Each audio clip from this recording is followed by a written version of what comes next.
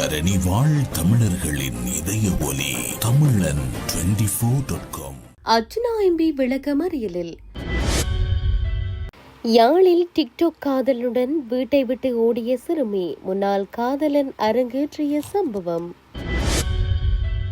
கனிமுல்ல சஞ்சீவ துப்பாக்கி சூடு, பெண் சட்டத்திறனிக்கு பிறப்பிக்கப்பட்ட உத்தரவு. அர்ச்சனா எம்பியின் தாக்குதலுக்கு உள்ளான நபர் வைத்தியசாலையில் அனுமதி. செம்மணி மனித புதைகுழி அகழ்வு பணிகள் மீண்டும் ஆரம்பம். போதை கடத்தலில் சிக்கிய மகள், போலீசாரை கண்டதும் தாய் செய்த செயல், அதிர்ச்சி தரும் குடும்ப பின்னணி. சுவிஸ் ஆஃப்ரிங்கன் நகரத்தில் குறைந்த விலையில் சிறந்த தரத்தில் உங்கள் வீட்டு தேவைகளுக்கான யாவும் ஒரே இடத்தில். Little Asia. இங்கே தாயகத்தில் இருந்து தரமான மரக்கறி, ஃப்ரெஷ்ஷான இறைச்சி, சுவையான மீன் வகைகள் மற்றும் ஆசிய, ஆப்பிரிக்க, தாய்லாந்தில் இருந்து இறக்குமதி செய்யப்பட்ட பலசரக்கு பொருட்கள் அனைத்தும் ஒரே கூரையின் கீழ். உங்கள் ஷாப்பிங்கை இனிமையாக்க 200க்கும் மேற்பட்ட கார் பார்க்கிங் வசதி. மேலும் ஹைவேயில் இருந்து வரும் 700 மீட்டர் தூரத்தில் மிக பிரம்மாண்டமான லிட்டில் ஏசியா எக்ஸோட்டிக் ஃபுட். இன்னும் என்ன யோசிக்கிறீங்க? இப்பவே வாங்க, கையோட அள்ளிட்டு போங்க. Little Asia exotic food, park வெக் 2, 4665 ஆஃப்ட்ரிங்கன். தொடர்புகளுக்கு 0627 981111. தொடர்பென விரிவான செய்திகள். பெண்ணொருவரை துப்பாக்கி முனையில் அச்சுறுத்திய நாடாளுமன்ற உறுப்பினர் ராமநாதன் அர்ஜுனாவை எதிர்வரும் 29ஆம் தேதி வரை விளக்கமறியலில் வைக்குமாறு மல்லாகம் நீதிமன்றம் உத்தரவு பிறப்பித்துள்ளது. இதுகுறித்து மேலும் தெரிய வருகையில், யாழ்ப்பாணம் பெரியவிளான் பகுதியில் உள்ள காணி ஒன்றின் உரிமை தொடர்பாக மல்லாகம் நீதிமன்றத்தில் வழக்கு இடம்பெற்று வருகிறது. அந்த வகையில் நீதிமன்றத்தின் அனுமதியுடன் அந்த காணியில் வளர்ந்துள்ள புதர்களை சுத்தம் செய்யும் வேலை திட்டத்தை நாடாளுமன்ற உறுப்பினர் ராமநாதன் அர்ஜுனா மேற்கொண்டார். இதன்போது தமது காணியின் வேலியானது சேதப்படுத்தப்பட்டதாக வழக்கு இடம்பெற்று வரும் பெண்ணும் அவரது உறவினர்களும் வாய் தர்க்கத்தில் ஈடுபட்டனர். இதன்போது நாடாளுமன்ற உறுப்பினர் ராமநாதன் அர்ஜுனா திடீரென அந்த பெண் மீதும் அவரது சகோதரன் மீதும் காலால் தாக்கியதாக கூறப்படுகிறது. இந்த நிலையில் தம் பாதுகாப்பிற்காக அந்த பெண் கல்லினால் தாக்கியதாக கூறப்படுகிறது. இந்த நிலையில் நாடாளுமன்ற உறுப்பினர் ராமநாதன் அர்ஜுனா தனது கைத்துப்பாக்கியை எடுத்து அந்த பெண்ணை நோக்கி, உன்னை கொலை செய்வேன் என்றும் தலையில் சுடுவேன் என்றும் அச்சுறுத்தியுள்ளார். பின்னர் அங்கு வந்த இளவாலை போலீசார் இரு தரப்பினரையும் சமரசப்படுத்தினர்.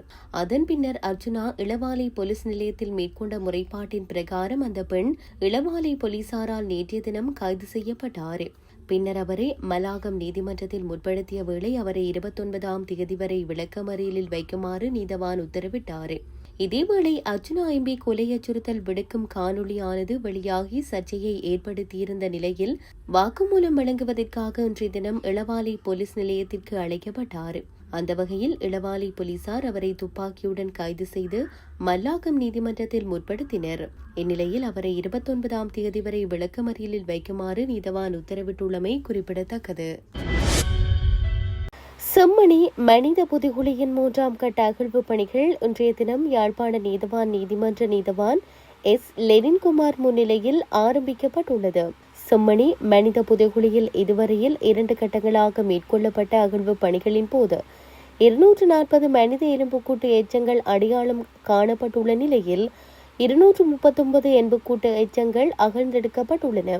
இந்நிலையில் மேலும் எலும்புக்கூடுகள் அப்பகுதியில் காணப்படுவதால் 3ஆம் கட்ட அகழ்வு பணிகளை முன்னெடுக்க வேண்டும் எனவும் அதற்காக 8 வார காலப்பகுதி தேவை என சட்ட வைத்திய அதிகாரி மன்றில் விண்ணப்பம் செய்ததற்கு அமைவாக நீதிமன்றினால் அனுமதி வழங்கப்பட்டது.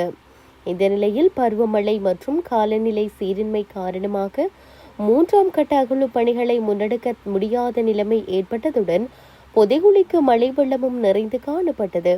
2ஆம் கட்ட அகழ்வு பணிகள் 45 நாட்கள் முன்னெடுக்கப்பட்டு செப்டம்பர் 6ஆம் தேதியுடன் நிறைவு பெற்ற நிலையில் 3ஆம் கட்ட அகழ்வு பணிகள் தற்போது சுமார் 8 மாத காலப்பகுதிக்கு பின்னர் மீண்டும் இன்று முதல் ஆரம்பிக்கப்பட்டுள்ளது.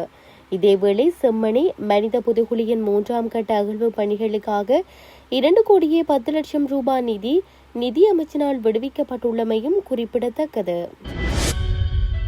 நாடாளுமன்ற உறுப்பினர் ராமநாதன் அர்ஜுனாவின் தாக்குதலுக்கு உள்ளான நபர் ஒருவர் யாழ்ப்பாணம் போதனா வைத்தியசாலையில் அனுமதிக்கப்பட்டுள்ளார். நாடாளுமன்ற உறுப்பினரின் தாக்குதலுக்குள்ளான 2 நபர்களில் பெண்ணொருவர் விளக்கமறியலில் வைக்கப்பட்ட நிலையில் மற்றைய நபர் போதனா வைத்தியசாலையில் சிகிச்சை பெற்று வருகின்றார். இதுகுறித்து மேலும் தெரிய வருகையில், நாடாளுமன்ற உறுப்பினர் ராமநாதன் அர்ஜுனாவிற்கும் மற்றொரு தரப்பினருக்கும் இடையே நேற்று முன்தினம் யாழ்ப்பாணம் பெரியவிளான் பகுதியில் முரண்பாடு ஏற்பட்டது. இதன்போது நாடாளுமன்ற உறுப்பினர் அர்ஜுனா குறித்த நபரை காலால் உதைத்ததாக தெரிவிக்கப்படுகிறது. இந்த நிலையில் பாதிக்கப்பட்ட நபர் நேற்றைய தினம் யாழ்ப்பாணம் போதனா வைத்தியசாலையில் சிகிச்சைக்காக அனுமதிக்கப்பட்டுள்ளார்.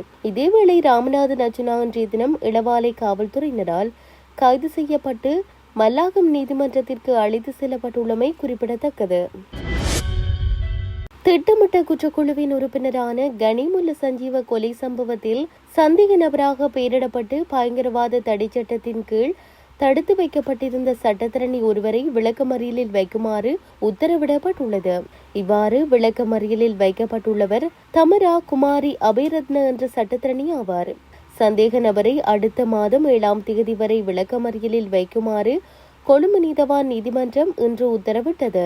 தடுப்பு காவல் உத்தரவு காலம் நிறைவடைந்ததை அடுத்து குற்றப்புலனாய்வு திணைக்களத்தினால் சந்தேக நபர் இன்று நீதிமன்றத்தில் முன்னிலைப்படுத்தப்பட்டிருந்தமை குறிப்பிடத்தக்கது.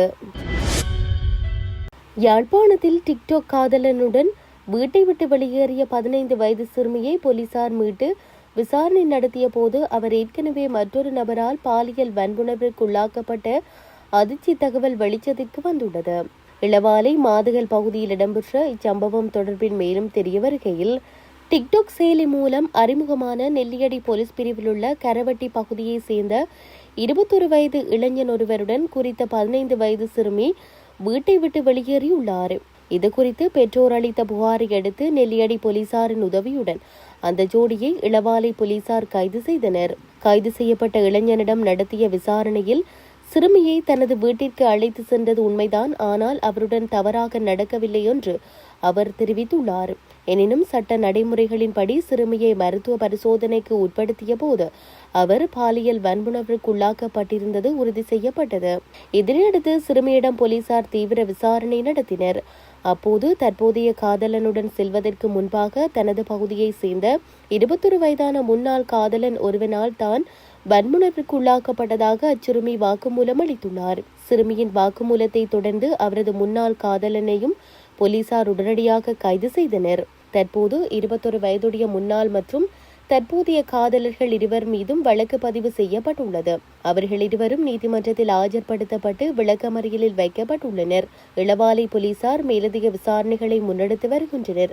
இதேவேளை யாழில் இளம் பிள்ளைகள் மற்றும் சிறுவர்கள் சமூக வலைதளங்களுக்கு அடிமையாகியுள்ளதுடன் போதை பழக்கங்களுக்கும் அடிமையாகி வரும் நிலையில் தொடர்ந்து அதிகரித்து வருவதால் சமூக ஆர்வலர்கள் கவலை வெளியிட்டுள்ளனர்.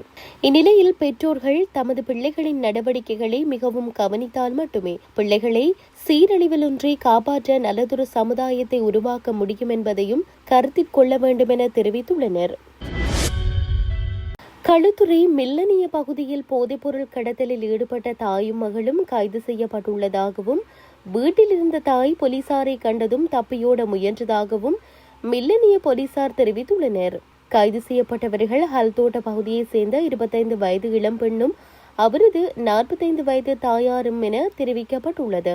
கைது செய்யப்பட்ட அந்த இளம்பெண் மோட்டார் சைக்கிளில் பயணித்துக் கொண்டிருந்த போது போலீஸ் அதிகாரிகளால் தடுத்து நிறுத்தப்பட்டு சோதனையிடப்பட்டார். இதன்போது அவரிடமிருந்து 15 பொதிகளில் போதைப் பொருட்களும் போதைப்பொருள் விற்பனை மூலம் சம்பாதித்ததாக கருதப்படும் 51,570 ரூபாய் பணமும் போலீசாரால் பறிமுதல் செய்யப்பட்டுள்ளன. கைது செய்யப்பட்ட இளம்பெண் அளித்த தகவலின் அடிப்படையில் கெலிஸ்கமுக பகுதியில் உள்ள அவரது வீட்டை சோதனை செய்ய போலீஸ் குழு ஒன்று சென்றுள்ளது. வீட்டில் இருந்த தாய் போலீசாரை கண்டதும் தப்பியோட முயன்றதாகவும் பின்னர் அவரை சோதனையிட்ட போது அவரிடமிருந்தும் ஹெரோயின் கைப்பற்றியதாகவும் தெரிவிக்கப்பட்டுள்ளது. கைது செய்யப்பட்ட இளம்பெண்ணின் மூத்த சகோதரரும் அவரது தாயின் 2வது கணவரும் போதைப்பொருள் குற்றச்சாட்டுகளின் பேரில் தற்போது நீதிமன்ற காவலில் வைக்கப்பட்டுள்ளதாக விசாரணையில் தெரியவந்துள்ளது. கைது செய்யப்பட்ட 2 சந்தேக நபர்களும் நீதிமன்றத்தில் ஆஜர்படுத்தப்பட்டதை தொடர்ந்து மே 9ஆம் தேதி வரை விளக்கமறியலில் வைக்க உத்தரவிடப்பட்டுள்ளது.